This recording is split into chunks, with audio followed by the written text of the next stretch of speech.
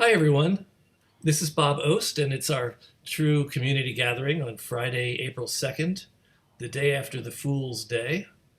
Every day seems to be an April Fool's Day. I think it's hard to believe that the world is doing what it's doing these days.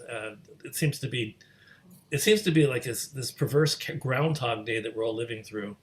Um, that said, in the midst of COVID and in the midst of all the other nonsense that's happening, we can come together every week as a community of artists and producers, and maybe we can feel a little bit more normalized in a world where we actually have to stay in shutdown still. Although I did have my second vaccine, so I guess I'm going to be able to go out in another week or so. A lot of people are getting their vaccines now, so the world may be changing a little bit, or at least our country may be changing and improving and opening up little by little.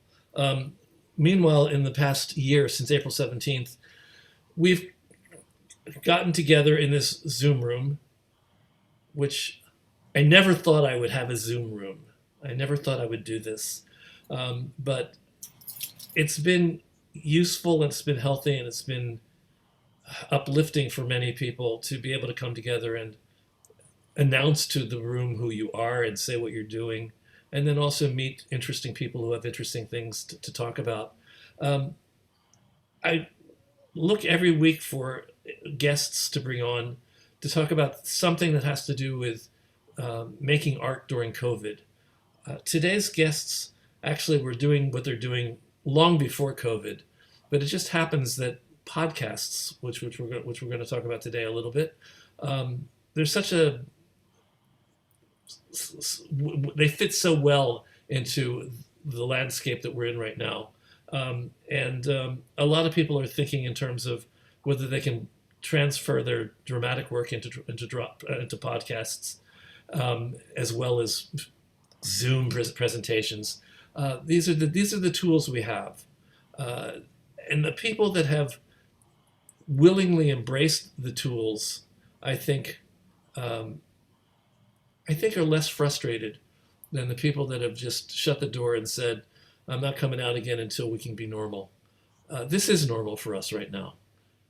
So here we are, and I want to introduce you to three good friends, three people who I've actually known over the years, who I didn't realize had come together as a unit somewhat for a weekly podcast called Broadway This Week, which starts off as Broadway Today, today on Broadway, this week on Broadway, part of BroadwayRadio. So I'm going to bring, I don't see Michael anymore, but I'm going to bring James and Peter into the room and have them introduce themselves to you. I've learned a lot about Peter just in the past hour, actually. So James. I'm starting with James. So James. I'm still admitting people into the room. So James, welcome. Good to see you. Belated thank you for all the help you gave me when I released a CD about 18 years ago. To Die For Records, I was so grateful for. I was so grateful for your support. So thank you for that many, many years later. And now tell us a little bit about BroadwayRadio and this week on Broadway. So some people drink, and some people do drugs, and some people smoke, and some people have all their vices. My main vice was buying domains. And when the internet started to really kick around in the 90s, I bought a lot of Broadway-related domains, and one of them was BroadwayRadio. And I also run BroadwayStars.com, which is a news aggregator for all the theatrical and Broadway news globally. And a good friend of mine at the time was Matthew Murray. And Matthew says, "Hey, you have this BroadwayRadio thing. What are you going to do with it?" And at the time, I was, it was part of Live 365, which was a radio streaming service. And I put together compilations of music and played music there. And then the internet sort of got wonky about music. And so Live 365 went off the air temporarily. And Matthew said, we should do some discussions about theater. And that was the impetus behind Broadway Radio. And we started what was it was called Broadway Time, was the first bunch of episodes. And that was 13, 14 years ago. 2009, is that right? 2000, yeah. I mean, This Week on Broadway was really started in 2009. The Broadway Time was a little bit before that. And so This Week on Broadway became a weekly discussion between Michael and Peter and myself and Matthew Murray at the time, about shows that we had seen, and then gave our reviews. And we also, interviewed people and talked about what was happening on Broadway at the time. So that was the genesis of it, and we've been doing it ever since. And so Broadway Radio is kind of like the home base for lots of shows, but This Week on Broadway is the largest show on Broadway Radio. I'm going to introduce Peter Filichia, who's going to tell you a little bit about his background as well. And we're going to hopefully Michael's going to be able to get in and get in here and stay here. I don't see him now. Although I think he's here. I think you are here, Michael, aren't you? He's having trouble with video. Anyway, Peter, dear friend Peter. Peter and I go back the longest of the three people that I'm interviewing today. Peter and I met through a producer who had optioned a show of mine. Oh my goodness, how long ago was that, Peter? Probably 79, 80, somewhere around there. That's about right. Yeah. So, yes, I've spent most of my life writing about theater, be it as a critic, mostly for the Star Ledger in Newark, New Jersey. But I've written 6 books about musicals, and also had an organization called the Theater World Awards, which gives out prizes to people who are making their Broadway and off-Broadway debuts. And one ceremony, Eric Krebs, the off-Broadway producer, came up to me and said, "I like your sense of humor. Will you write a play for me?" And he did produce it 2 years ago. It was called God Shows Up, and it ran first at his playroom and then to the Actors Temple. And he's commissioned me to write another one now, which we're currently doing. We've had a couple of readings, and who knows what it might lead to. Okay, Peter. And can you talk a little bit about how you and James know each other and how you started working with James? I honestly don't remember how I met James, unless it was through Matthew Murray, with whom I was friendly at the time. And I guess that was the connection. James, do you remember it all? I think that you and I had corresponded because of, I think of your Playbill column, or maybe your Theater Mania column when I was running Broadway Stars. I think you and I had gone back and forth, but then I think Matthew was the impetus behind asking you to come on to be one of the panelists on This Week on Broadway. Which I've thoroughly enjoyed. I've done it most weeks of the year. Only when I have to travel here, there, and everywhere have I missed. But needless to say, the last year, I don't think I've missed a Sunday because we haven't been able to go anywhere. So that's that story. Well, actually, could you do me a favor? Would you tell me what your schedule is for your broadcasts, for your podcasts? How many a week do you do? Well, This Week on Broadway is Sunday morning at 10 a.m. we record. And so This Week on Broadway is basically the anchor and holds the Sunday position. Monday through Friday, we do Today on Broadway, which is a 20-minute news thing that comes out every morning at 8 a.m. We were doing it long before Broadway Briefing. And so that's the majority of the shows are This Week on Broadway and Today on Broadway. We do a lot of other one-off types of shows. Jan Simpson has a show. Lauren Clash Schneider has a show. Lauren Clash Schneider, I didn't know that. Yeah. I love Lauren. Jenna Tessa Fox has a show. Michael has done a number of shows for us that are standalone shows. Matt Tamanini has a show. We have lots of various different interviews and feature types of shows that happen on an irregular basis, but Today on Broadway and This Week on Broadway are consistent. Okay, my brain's exploding. I want to ask you about that, but before we do that, I want to bring Michael on before he loses his video again. Yes, yeah. So Michael, tell us a little bit about your background. I knew you as a critic. You gave me some kind reviews on my CDs and various things, and I knew you through Theater Mania, I think originally, didn't I? I guess it was originally, yeah. I had worked for, I had written for In Theater freelance, and then I was managing, Theater Week.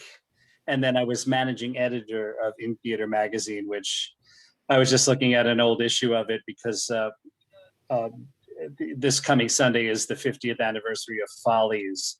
And I remember we did a big article on the paper mill production when that was happening, and I got to interview all of those stars. And so I dug out that issue, and that was a really great magazine that unfortunately didn't last longer than it did. But anyway, I gotta say, the paper mill Follies was one of the best things I've ever seen in my life. Phenomenal. It was amazing. And if you, I mean, I know the story of why it never moved. And Yes, indeed. It's a very sad story. Very sad story. Yeah, it would have run much longer than the production that wound up at the Belasco. Much longer. Yes. I think so. And the production of the Belasco was actually the reason why it wasn't able to move. Right, indeed. So a wrong decision. They're very wrong-headed. Was it videoed? Was it recorded? Yes. Yeah, it was. Very good recording it too. And certainly having some extra tracks on it of songs that weren't terribly often recorded was a big factor as well. When I interviewed Kay Ballard, Lillian Montevecchi, Phyllis Newman, and Dan Miller, all at the same time, they came in from a rehearsal and they said, "Oh, I'm so sick. Oh my God, I've got a cold. Oh, I'm so sick." And I thought, oh my God, these ladies are going to miss performance after performance. Once they heard that applause at that first preview, that was it. They never missed a performance. And I'm telling you, everybody was very glad they didn't, because they were phenomenal. I've become very good friends with Natalie Moscow, Peter, if you know Natalie. Natalie is terrific. My favorite thing about Natalie is she was in the original company of Hair. And when they decided to do the nudity, they said, "We will give people who do the nudity an extra $1.50 a performance." And she said, "Yeah, $1.50. Look, I'd feel like a whore. I'll do it for nothing, but do not give me $1.50. I'll mention that to Natalie. She'll remember. I'm sure she will. So, Michael, I just want to go back to you again. And how did you become one of the Musketeers here? Oh, I did because Matthew left for a number of reasons, and so I kind of slid right in, and that's how I got in. So the thing that I wanted to say to you guys, first of all, is I've been doing interviews of sort every Friday since last April, and how do you do it? How do you come up with the people to interview week after week after week? And who is it who plans all this? Is it you, James, or is it a partnership? Well, I think that we have fallen into this interview model basically because of the times of we were primarily a review show, and we occasionally did interviews with people who were promoting some sort of thing that was coming up. So now that there's nothing really coming up, I had to become a booker per se of these things. But truthfully, the best guests have come through Michael. Michael's got a magic Rolodex. Absolutely. One that's lined him up. And I've been scraping by in Michael's shadow. So, Michael, talk about that a little bit. How do you come up with the topics and the people to talk to every week? I'm looking for ideas for myself. Who can blame you? Well, it's always when before COVID, as James said, it would be if someone was involved in an upcoming project.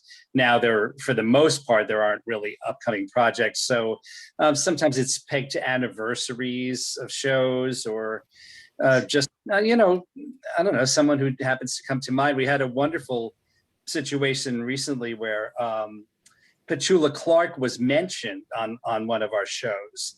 And then I thought, well, I had interviewed her some years ago, and I think she's still very, very much active and with it. And She's probably not doing anything right now. So I contacted her in Switzerland, and she came on the show the following week. And was terrific. Yeah, amazing. Amazing. Hmm.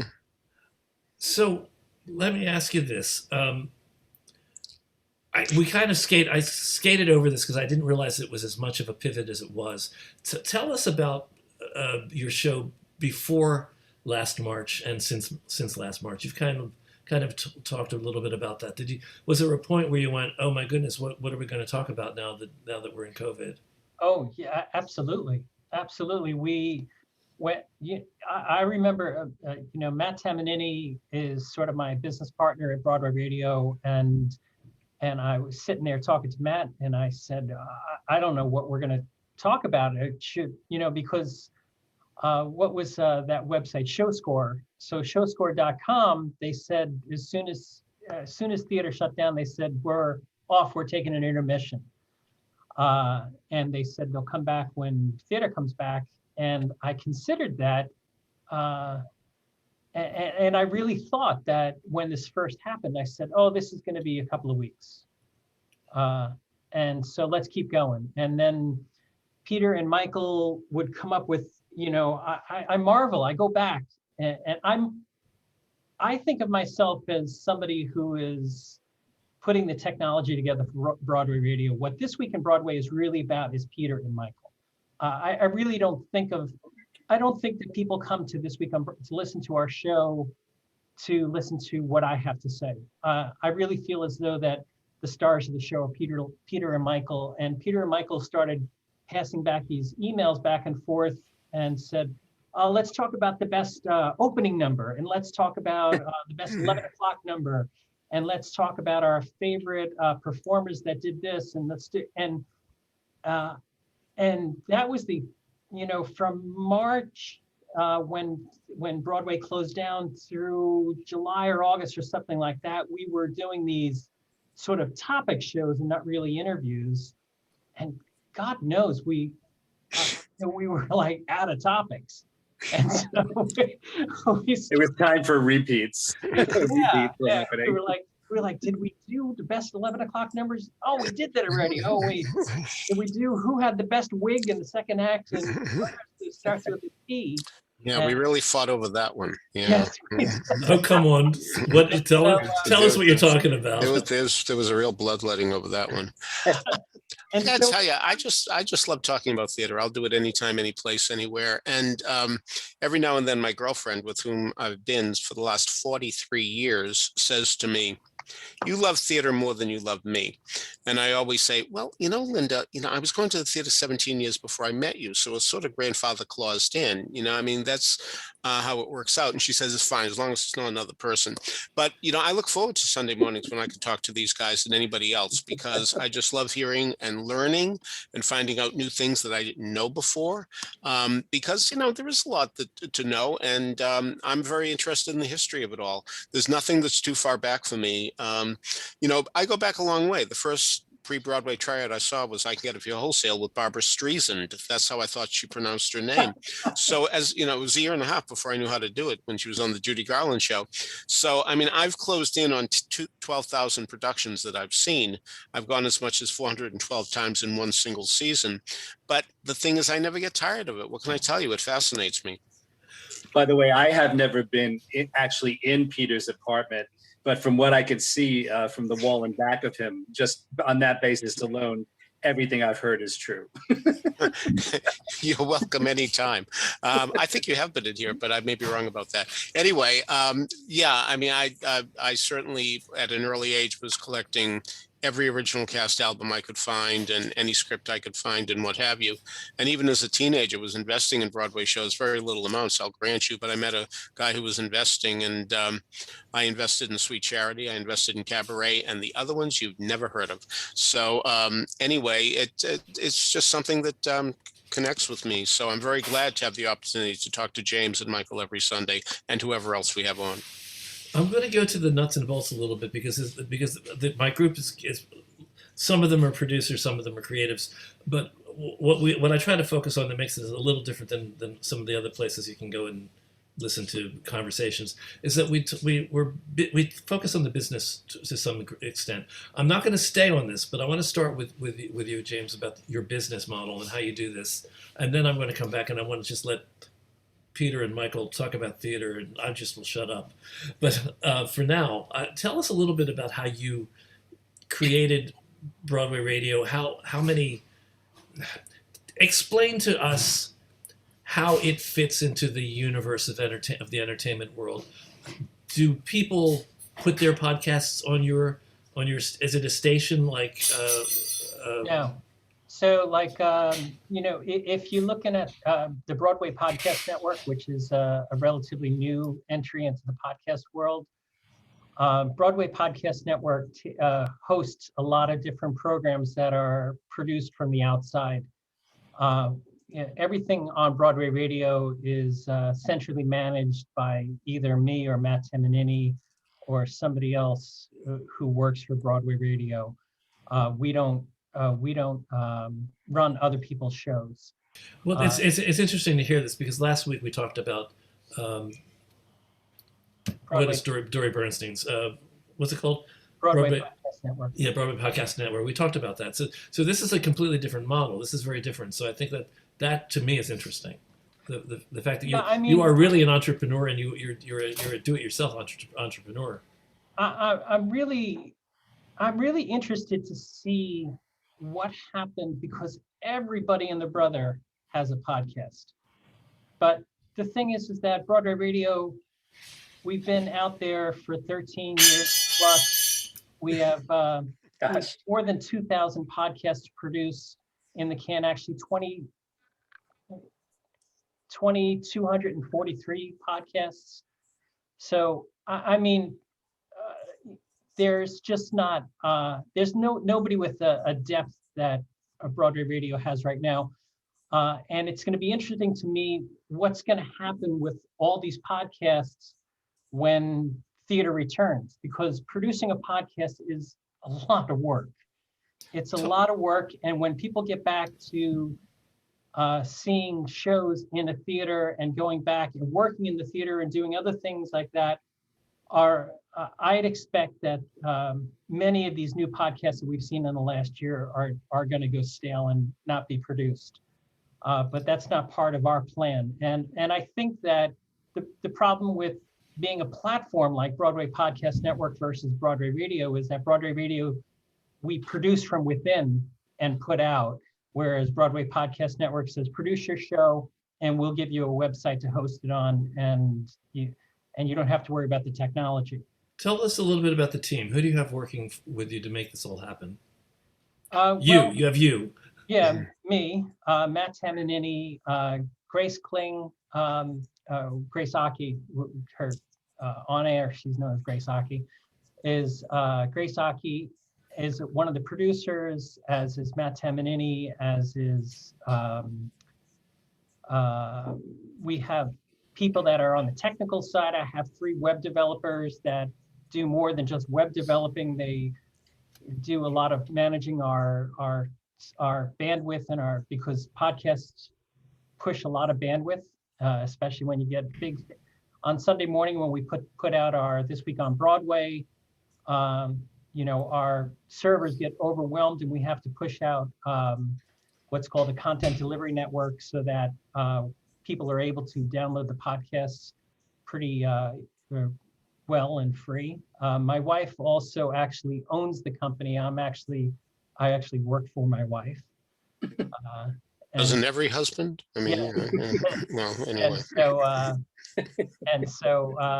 And she handles the finances. We have an independent sales rep that handles us. We have a network sales rep that handles us. So there's. Well, it's a big operation, actually. It's about 10 people that, at some point or another, puts in, 10 hours a week or more working on this. What is the basic built block that you use to create a podcast? What's the software you use? How do you broadcast it? We changed that a couple of years ago. Actually, we changed it just before everybody else got onto Zoom, we were on Zoom before the world found out about Zoom. But you were on Zoom non-video. You were using Zoom audio.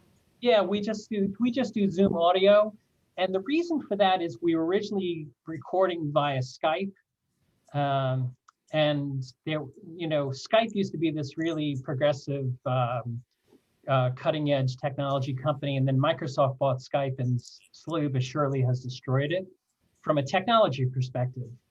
And so, anybody who does audio will appreciate this next step, is that Skype, everything records on a single track. On Zoom, everything records on a separate track, which is so helpful. If we can record everybody on a separate track, I can take out background noises and other types of things that happen there. I mean, Michael used to live on 9th Avenue or 8th Avenue, right across the street from a firehouse. And all day long, whenever we're recording we would have fire trucks, and I would think we're doing a David Mamet play.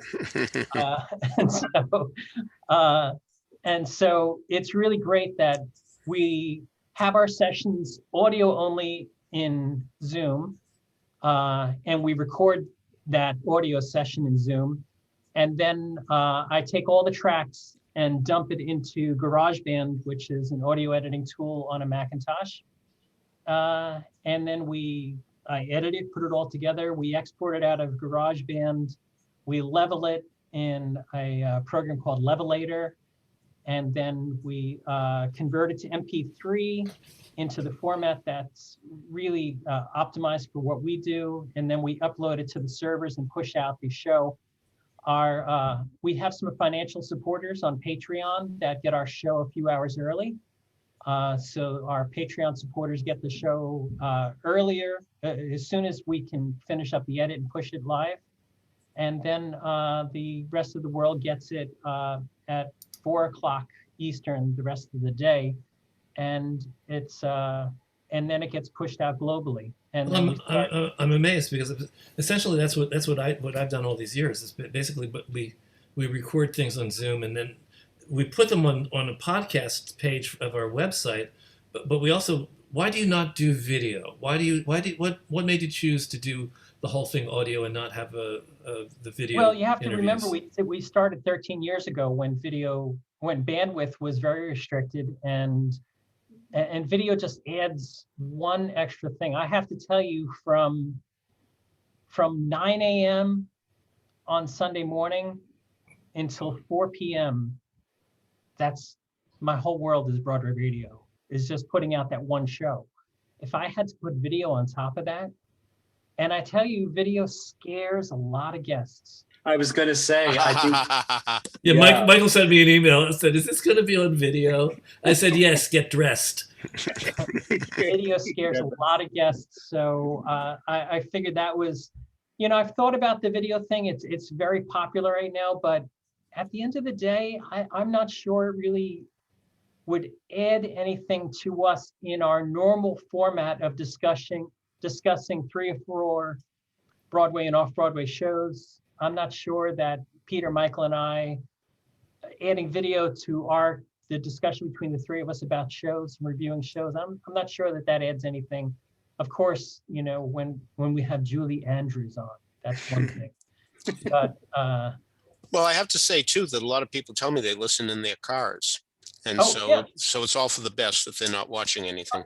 Yeah, a lot of people listen on their commute, in whether it be on the subway or in a car and things like that. And the podcasting thing has not really lent itself successfully to video yet. I'm not sure it will until everything changes. And video seems to be very short form these days. Nobody's gonna download an hour-long video show and pay attention to it. They really want to just listen to us and whatever else they're doing. So a question about that. So we've had a lot of conversations about what is a podcast. I mean, basically, podcast is just a platform for content, and So in your editing process, you edit out background noise. Um, I've listened to your opening. So you have music at the beginning, and you have an introductory. Somebody introduces it, I think, before you come on. Am I right? So there are a couple of elements that you mix in. Yeah. You don't necessarily get involved in a soundscape. I mean, a lot of times with podcasts, we talk about the importance of a soundscape, but that's more with the dramatic work than with an interview. Yeah.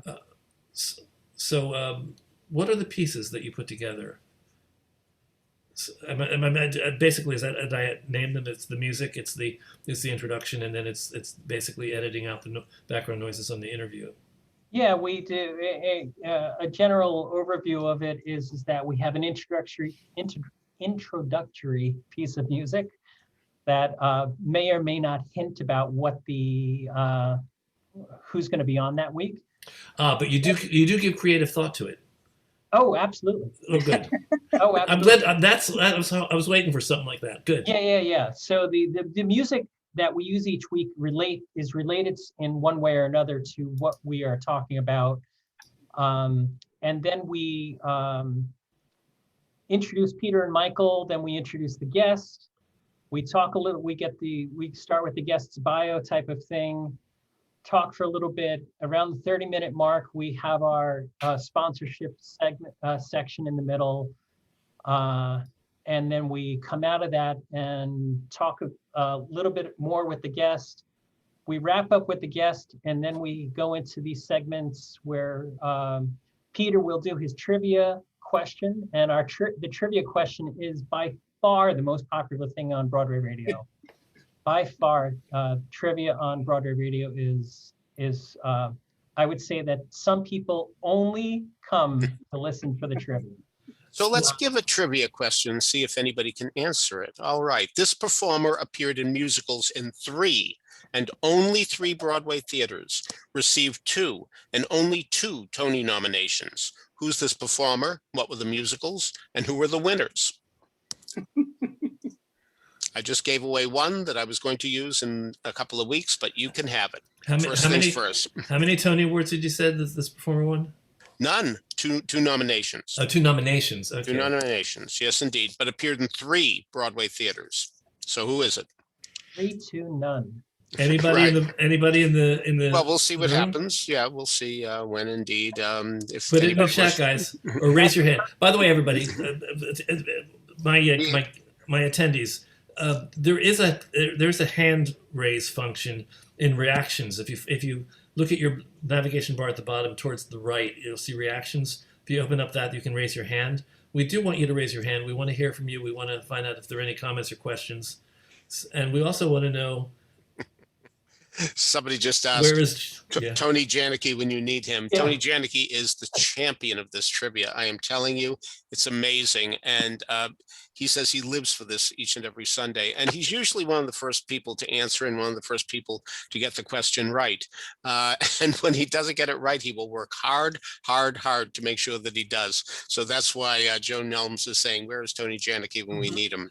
Well, I got to tell you, I've never paid attention to the theaters that people were in, but the fact that somebody was nominated for 2 Tonys and didn't win is a clue. Well, it's funny because William Goldman in his book, The Season, talks about the good theaters and the bad theaters, that it's better to be on 45th Street than be at the Longacre Theater because there's more foot traffic and what have you. And he says, I guess then fewer than 2% of the theater-going public can tell you what theaters their favorite shows played in. And I think that's very, very true. However, I'm one of that 2% who tends to remember. Having a clue. On this Sunday, when we're going to talk about Follies, the discussion about Belasco being on the east side of Broadway and how that played into that. Did we think that played into the problem with the Follies revival? I do think that the Belasco is a problem inherently, but I do also believe that if the show is popular enough, it's going to get attendees. Rent was at the Nederlander Theater on 41st Street, which was a terrible house for so many years because it was beyond 42nd Street and all that. But when it's a hit, people find it. And what's really ironic, Follies originally was at the Winter Garden back in 1971. and how Prince, for the longest time, didn't want to rent the sign above the theater because he thought it cost too much. Can you imagine the Winter Garden sign empty when a show is playing there? I mean, that's astonishing to me. I mean, it really makes the show look cheap and it makes it look like a flop. So thank God he changed his mind and put it up there, especially because Follies has the greatest logo of all time, and it should be seen anytime it's possible. How many apartments have you been in that you've seen the Follies logo in a window card or a 3-sheet? If I had a nickel, I could buy a pepperoni pizza, and I'm not talking about a 99-cent outlet either. I mean, at the most expensive pizza, I could buy it with pepperoni and maybe even mushrooms too, if I had a nickel for every apartment I've been in with a Follies poster. Peter, So- we have a guess. We have a guess. Ralph Lewis is guessing Laura Linney. No. Okay. Anyone else? You know, maybe that's true of Laura Linney, but it's not the person I had in mind. I'll check that out. We'll see if Ralph Lewis is right. He may. So many times there are so many different answers to these questions that it could very well be. So I will check that out right now, and I will have an answer very shortly. So Bob, back to what you were saying about the structure. After we do the trivia section, Michael has introduced a new segment that we call Musical Moment, where he talks about something that has happened, and we play the music out on the end, which has really been wonderful. I guess, Michael, we've done it for 6 or 8 weeks or something now. Yeah, I think so. Yeah. Something along those lines. But from a business standpoint, Bob, playing music on the podcast is actually one of the most expensive parts of Broadway Radio, because we have to buy the license from all the different synchronization organizations with ASCAP, BMI, et cetera, things like that. And that it amounts to $4,500 a year or something like that in license. Which actually isn't terrible. But what is your subscription base? What's your listenership?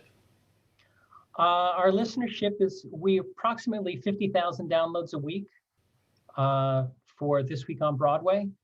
Today on Broadway probably averages about 5,000 to 7,000 downloads per day. And it's one of those things where we could really track it in the last couple of years. Surprisingly, when college ends and the beginning of the summer happens, our numbers go down dramatically. And I'm not sure if it's the end of the Broadway season, people going away for the summer, things like that. But then in the fall, it picks up again. So we really vary in that summer, in that summer season.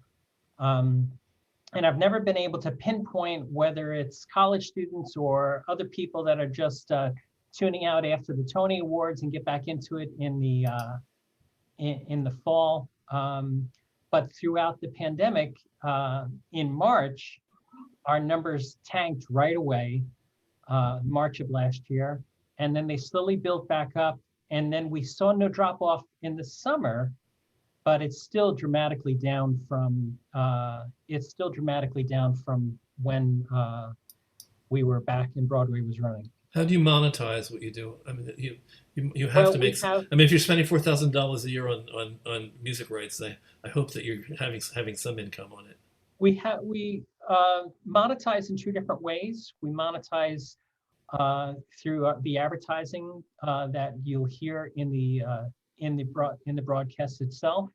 We also monetize through Patreon, which people who have financially come to support Broadway Radio make a $5, $10 donation per month to pay for the servers and bandwidth and things like that, whatever else is going on, and the licensing fees and various different, whatever else needs to happen there. So you have your own server. That's another thing that we should mention. We have a bunch of servers, yes. We have the websites on one server. The audio itself is on 6 servers around the world. And the audio servers are much more expensive than the web server, because you have to give a lot of power and bandwidth, and that's where a lot of money is. Did you know it was going to be this complicated when you went into it, or did you have to learn it as you went No, along? I could, because my background is in technology. You know, and Broadway Radio has probably lost about $200,000 in the last 10 years. We're getting close to breaking even on a yearly basis. But Well, you know, I hate to mention it, but if everybody in the room right now would become a $5 a month Patreon, it would help. So Yeah. I'm gonna put that out there to everyone. These are my friends. Help my friends. sign up at patreon.com, get TRU an account, and so get your people who are supporting you support TRU. Absolutely. Yeah. Patreon's a wonderful platform to help people support us in micropayments. Okay, so again, I'm going to say to the room, I want to see hand raises. There must be some questions you would have by now. I go through this every week, guys. It's like getting the hand raises is always like pulling teeth or pulling fingers, I guess, or something. The first investor in is always the hardest. Yeah. Okay. Who's going to be the first investor in? Come on, guys. What do you want to know about? Well, we're gonna go to Peter and Michael, and we're going to talk about theater. And you're just going to have to listen to them talk about theater then. Okay? So, Peter. Mm-hmm. Well, actually, let me ask you this. Go ahead. What do you think the timeline is going to be for reopening theater, and what do you see as the possibilities based on what you've heard in your interviews and talking to people? I'm very nervous about it, partly because so many people have had a tough time of it financially during this period of time. I can't imagine that they're going to be able to afford the prices of Broadway. I don't know how people afforded the price of Broadway even when times were good.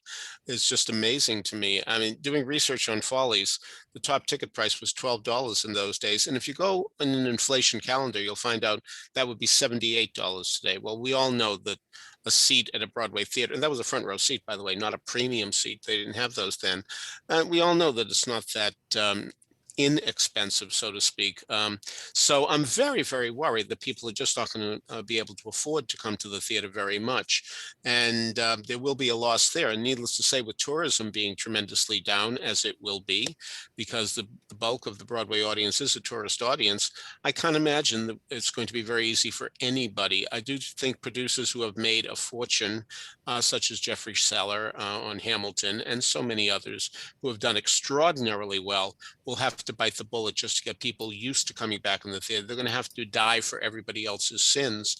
And it's the only way I can see it happening. And I do suspect now that everybody's talking about the fall, that we're going to see the fall. I mean, we did last year, May 30th, but we haven't heard anything since then, since everybody's been talking about the fall, that there's been any Charlotte St. Martin official notification, okay, it's going to be the day after Labor Day or anything like that. But I think that's what we're all anticipating. But we don't know exactly what's going to happen. The fact that Mean Girls and Frozen announced that they were gone, it's over, forget it. I'm amazed that others haven't done that. But of course, the theater has always been very tenacious, and it seems to have always found a way. I mean, I think movie theaters are in much better worse shape because I have seen more movie theaters closed than Broadway theaters closed. I mean, totally closed forever, because of course people have the experience in their living room with their big screens, and they're used to putting it on hold and going to the bathroom or getting subtitles or go getting a snack. You know, that is a way to watch a movie. And but with the theater live, you got to be there. That's it. There's no other option. And so I do think that there will be some theater as time goes on, but I do think it's going to get an astonishingly slow start, I'm sorry to say. And I want to be 100% wrong. Michael, do you have any different perspective on it, or have you heard anything different? I wouldn't say any different perspective. I've said, I mean, there's so much, what's the line, with so little to be sure of.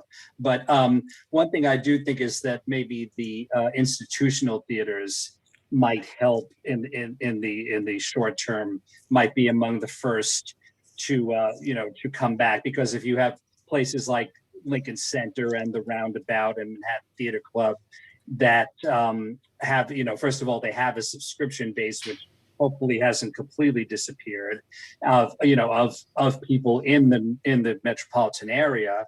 And then also if they do, they're used to doing short run shows that sometimes then are extended or transfer elsewhere, but not always.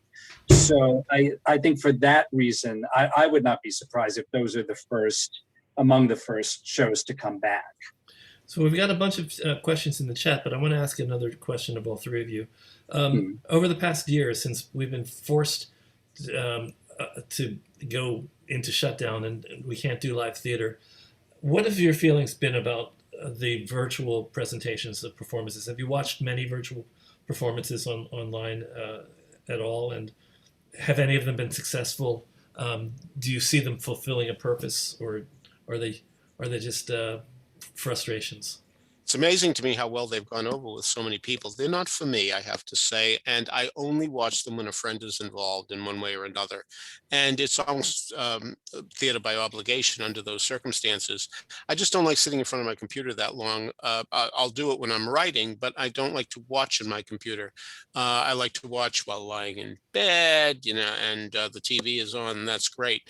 But I have to say that it hasn't been much fun for me to do that. But I will continue to support friends. James, have you watched much online content? I've watched a lot of it, including the Broadway Cares Equity Fights AIDS Broadway Backwards the other day. I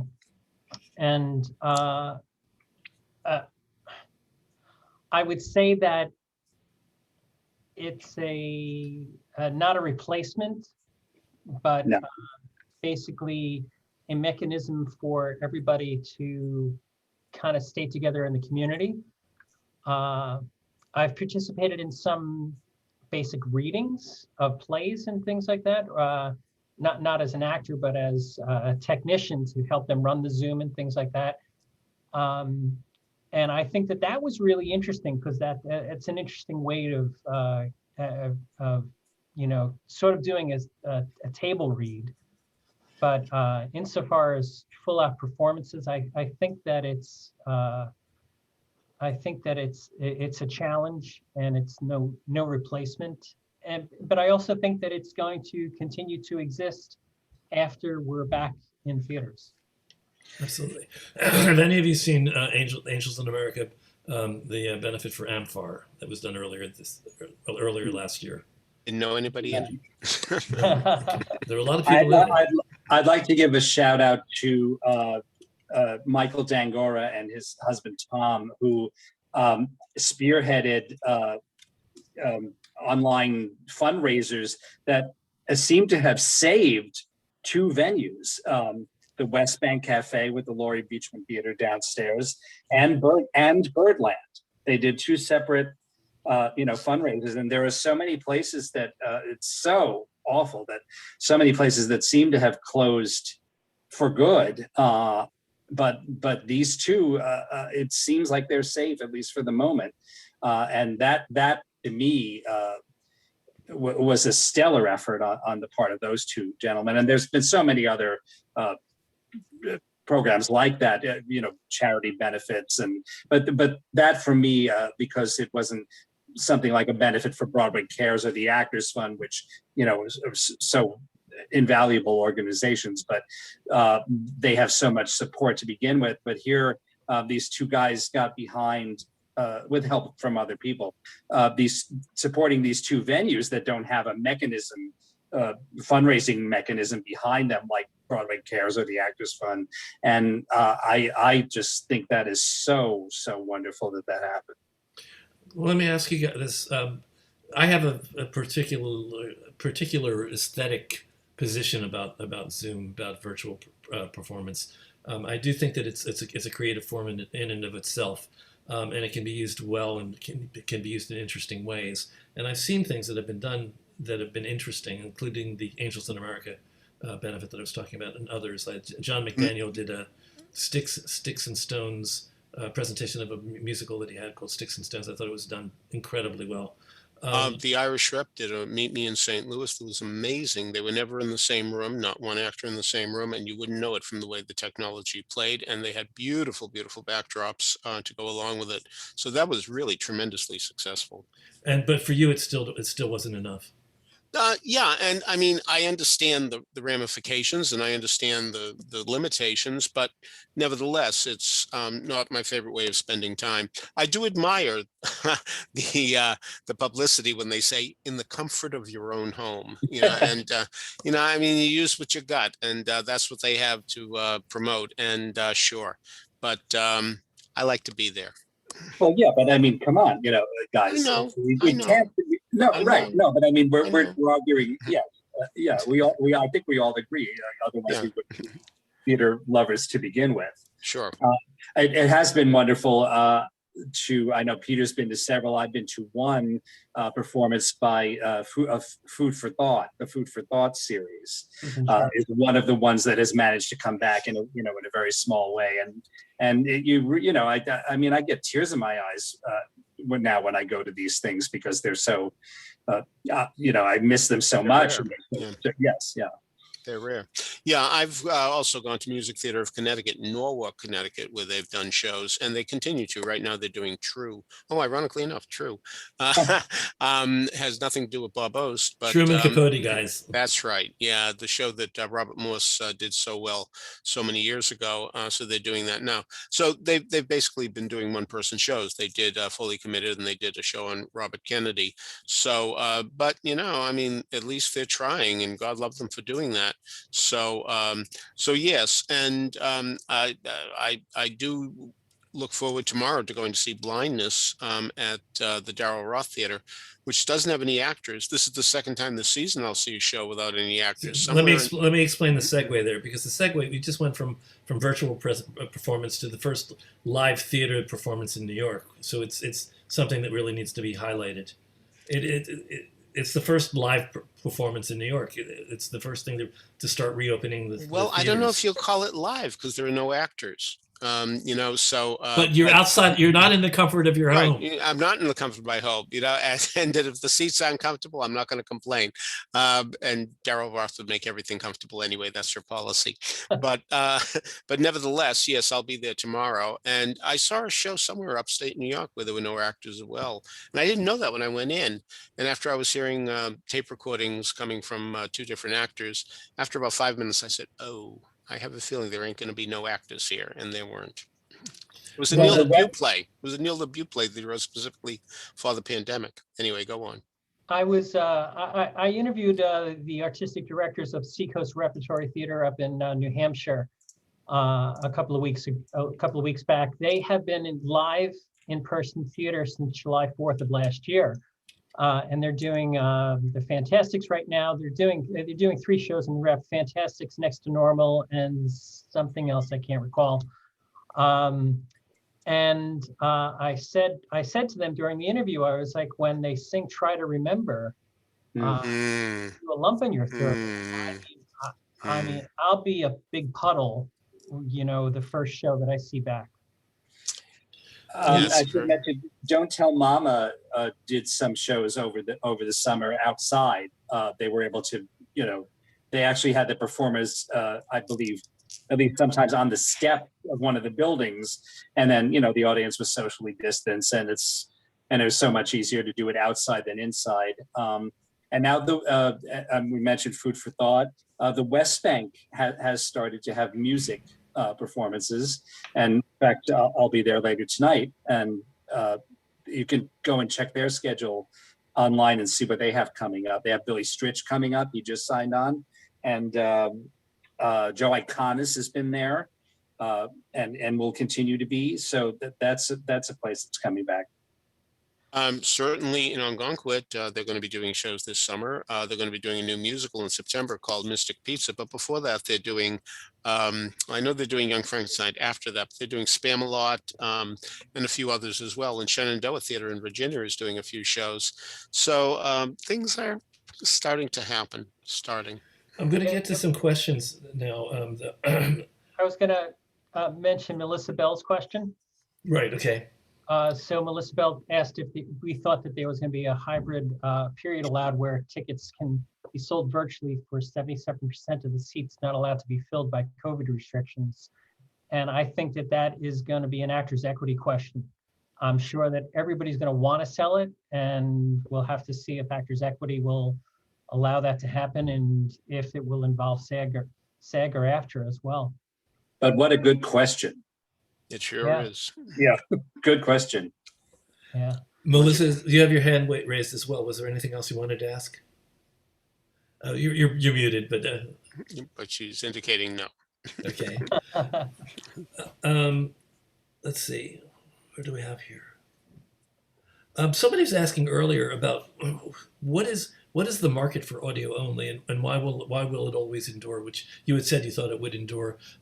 So what is your market, and why?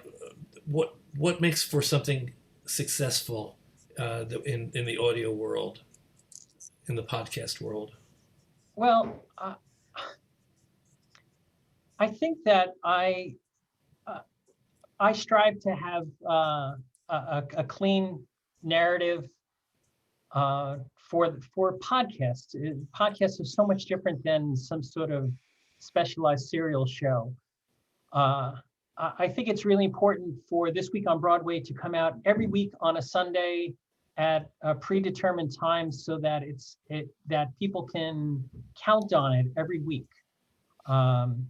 Sort of how it used to be growing up to see The Wonderful World of Disney on Sunday evening at 7 p.m. When it was appointment type of television before everything was recorded. I think that that's important for that. I also see large companies like Amazon and through their Audible arm getting involved with audio. And there's so many large podcasting companies way beyond, our Broadway scheme that are investing millions upon millions of dollars in audio. So I think it's about having, a good topic and having good personalities and having good audio, and you put that together. And I feel like there'll be an audience there for us if we continue to do that. Well, certainly over the years of technology, of sort of entering into the computer age, I'm old enough to have actually entered into it. I mean, it wasn't just there. We sort of watched it evolve. It seemed like radio became less and less there. We weren't as aware of radio after a while. But now it seems like the internet, ironically, has brought back the equivalent of radio, the audio art form. Well, I can't believe I'm that much different than anyone else. And I know sometimes I'm just in the mood to just listen to something rather than, engage by actually sitting down and watching. Last night, I was actually flipping back and forth from listening to various recordings of My Fair Lady and watching some of the movie. I think there were a lot of people, and earlier, Peter mentioned people in cars.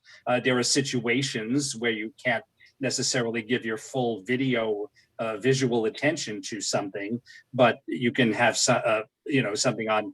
I don't want to say in the background necessarily, but to a certain extent, if it's just audio, it's not doesn't require maybe 100% as much attention as the video. So that's what I think. How many people who are here listen to podcasts? I know Jane Dubin. I know that you're very proud of the podcast that your company is producing right now. Can you do virtual hand raises or indicate in some way? Are you there? Hello. Who do we have? We have a hand raise. Let's see. Where are we? Bob Schumann. So you listen. Jane Dubin, you of course. Well, Jane, tell us a little bit about why your company decided to go and start doing a podcast series.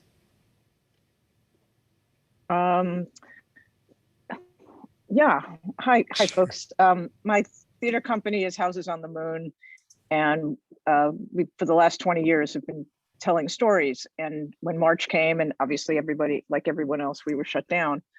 And I suggested to them that we think about a podcast because for about 4 different reasons. But one is it creates an archive of our work.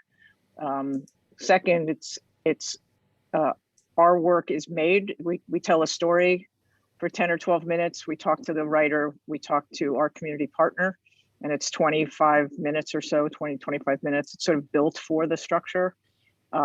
Third, it's a great marketing tool for us. We've already used it with grantors. And fourth, it allows us to have a broader audience base. We've recently released, and we've already had more hits on our first podcast episode than we would if we did a 2-week run of a theater.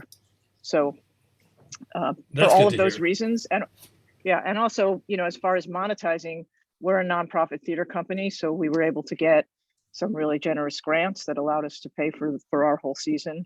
And we will eventually do one of our plays, a full radio play. Your podcasts do take into account the creative idea of a soundscape. Yes, the music is, there's music throughout, and there's, for some of the stories, there's also a soundscape. It's because they are dramatic storytelling. They're true stories told by the storyteller. So we have a composer that's part of our team, and he creates music specifically for each of the episodes. New York Times put out a podcast series about Black history. I listened to the first 3. I actually have them up to listen to the rest of them as well. They also interest me creatively because they do use sound effects and all sorts of interesting aural effects, AURAL effects, and I find that for me helps the oral experience if it's really thought through that way. Of course, for you guys, the key to keeping your audience attention is basically the interest of the guests. So can you, we're over time right now. I didn't realize we're at 6:04. I was going to ask you whether you have had any interesting guests who had interesting perspectives on what we're going through. How are people in general surviving based on the interviews that you've had with people? Are people still being creative? Are they being hopeless? Are they being hopeful? What have you heard? I think all of the above. So that was a yes. Okay. I just wanted to say, I think it was sweet, and not to fixate on the Petula Clark interview, but she was so wonderful. But at the end of the interview, we were ready to wrap up, and she said, "No, wait, please don't go." Yeah, that's She right. said, "Please don't go before letting me know what's happening on Broadway. What's happening with that?" She was so concerned about it. That's Just right. sitting there in her beautiful home on Lake Geneva. But so people around the world, needless to say, are so concerned and miss it so much and just want it back. So who that you've interviewed has actually been particularly creative and hasn't sort of given up and sort of pulled the covers over their heads in their apartments?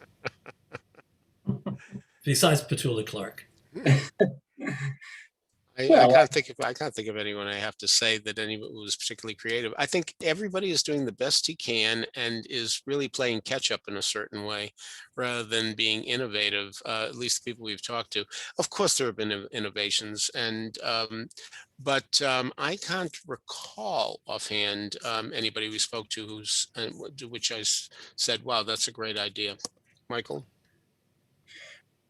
I'm not sure exactly what the question is. The question is, of the people that you've interviewed, who has seemed to be most creative and making the most of this period?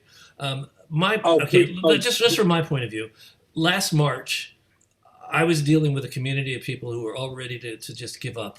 They just wanted to give up. They wanted to pull the blanket over their head and just wait until the shutdown ended. I was one of those people like you who kept thinking, okay, it's just going to be a couple of weeks. Okay, it's going to be the end of May. Okay, it's going to be the end of summer. Okay, it's going to be Memorial Day. And then, I just very early on decided that we don't have to be hopeless, that we can actually be productive and creative during COVID. And that's been my position for for 52 weeks. We're I guess 50 weeks right now. We're at 50 weeks because we started April 17th. Well, I'm going to outline just the guests we've had recently. We had Casey Nicola, we had Jeremy Jordan, we had Brandon Victor Dixon, we had Rory O'Malley, we had James Monroe Iglehart, we had Sandy Duncan, we had Harvey Evans. But a lot of them are actually involved in pre-production. They're developing shows. Exactly. And so, we had Robin DeJesus, we had Maury Yestrin, we had Lynn Aronson, Stephen Flaherty, we had Norm Lewis, we had Natalie Douglas, we had Aaron Lazar, we had Christine Petty, we had Stephen McKinley Henderson, John Lloyd Young. And of all the ones that you've mentioned, there's only one of them that I've had. And I wonder if you can guess who it is. Well, there's still time. We have Diane Paulus, we have Sally Wilford, we have Ken Ludwig, we have Lauren Gunderson, we have Petula Clark, Jennifer Ashley Tepper, David Zippel, Emily Mann, Kate Carrigan, and Bree Loudermilk. I mean, hey, you had me. You didn't mention me. You had and me. You. And so We saved the best for last. And so I would say that almost all of these people have something going on right now that is, I just saw, again, John Lloyd Young is doing yet another, he's trying to grab this pandemic and do the best type of shows. He's having these special Zoom concerts where they go off into a private room where he will talk to his fans for 5 minutes about anything that the fan wants to talk about. And he's trying to reconnect with people in a 1-to-1 ratio there. It's really amazing. Okay. Ralph Lewis says he doesn't want to end this until you tell us the answer to your trivia question, but I don't think he will because you're saying. No, I'll do it. I'll do it. I mean, that's perfectly fine. No, Barbara Streisand, ironically enough, because she got 2 Tony nominations, one for I Can Get It For You Wholesale, where she lost to Phyllis Newman, and one for Funny Girl, for which she lost to Carol Channing for Hello, Dolly. The trick part of the question is, I said she played 3 Broadway theaters, and a lot of people think, well, wait a minute, she was at the Schubert for I Can Get It For You Wholesale, and the Winter Garden for Funny Girl. Yes, but I Can Get It For You Wholesale moved during the run and went to the Broadway Theater, the theater known as the Broadway Theater on Broadway and 53rd Street. So that's the part of the question that makes it tougher, because you wouldn't please, assume that wasn't the only thing that made it tougher. Well, I'll tell you, this is one of my easier questions, I have to say, and But in the beginning, that was a hint. yes, indeed. So Streisand. Streisand. Yeah. So that's the answer to the question. This is such a terrible story. My bar mitzvah, I was in Philadelphia at the Warwick Hotel. My parents had my bar mitzvah, and my brother, who was older than me, was drinking and got very sick. And we were outside of the Warwick Hotel when who comes walking up but this very tall man with this Jewish-looking woman in a fur coat, who I recognized as being Elliot Gould and Barbra Streisand. And my brother got sick on Barbra Streisand. No. Oh. No. There are a lot of people I know who'd really enjoy that story, actually. Would like to think that really happened to Barbra Streisand. So, but that's another story in itself. I was there. I was mortified. I was a 13-year-old, but I was mortified. So today you were a man, yeah. Oh my God. So guys, I'm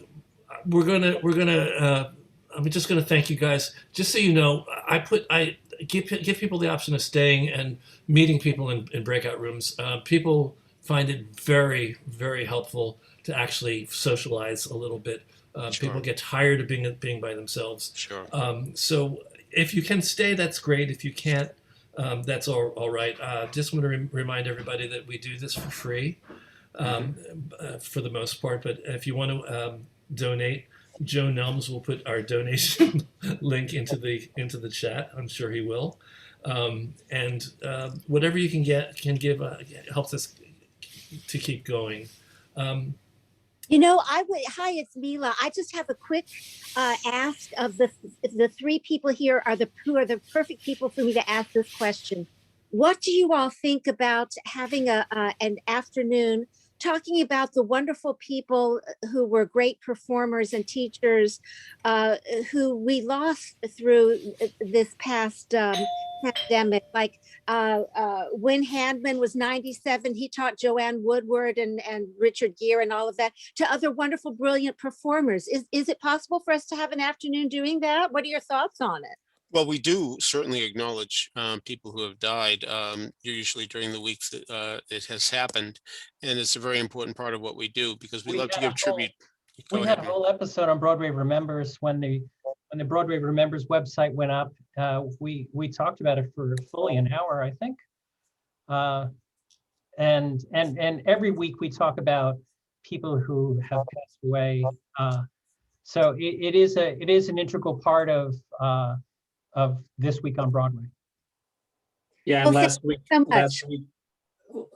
last week was Jessica Walter was the person that we memorialized, and but yeah, Wynn Hammond, that was a big loss, wasn't it? Mhm. Yeah, Yeah. it was wonderful just hearing his stories. I mean, wow. Yeah. I have to go because I have another podcast Yeah. at 6:15. So please excuse, and a good time was had by all, and thank you very much. Thank you, Peter. Thank Thank you. you, All right, James, bye. and thank you, Michael. Yeah. Thank See you. you. It was very interesting for me to find out the three of you that I know in such different ways are all working together. Thank you for being with us today. I appreciate it. Thanks for having us. Have a great one, everybody.